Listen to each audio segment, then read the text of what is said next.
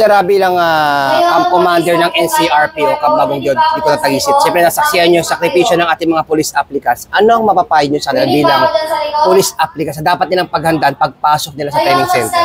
Of course, kailangan mentally prepare sila and physically prepare. Dapat na paghandaan nila yan. Back 2 months or 3 months ago, nagja-jogging na sila, nagbabasa sila, and review yung mga notes nila. Anyway, ang police naman, it's a general information. Lahat nakikita na sa TV, lahat nakikita na sa internet. So, yun ang gagawin nila. And of course, physically dapat they are physically fit.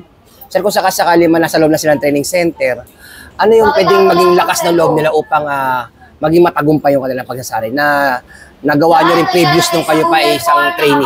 Oh, kasi during my time, since pangarap maging military and maging police, of course, kailangan pinagpe-preparean. Through, of course, hingi ka muna doon. Whether you like it or not, doon tayo lagi nakatingala muna sa Panginoon. Hingi tayo ng blessings kung talagang para sa atin to. Kasi bago ako naging police, marami rin akong in-applyan. Air Force, Army, nag-apply din ako. And then I end up sa PNP. Kaya, so sir, ano yung nagpalakas ng loob sa iyo para maging matagumpay talaga sir? Anong inspirasyon nyo? Mga magulang kayo. Mga magulang. And of course, looking forward ka sa magiging future mo. Kasi ito, pag naging police ka, you will go a long way. Katulad natin, pamilya na. So, mababago na naman yung ating priority. Which is the family naman na ngayon. Dati yung extended, dati mga kapatid, para tumulong. But now, it's your family na.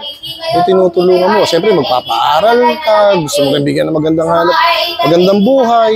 So, ganun lang ang inspirasyon natin.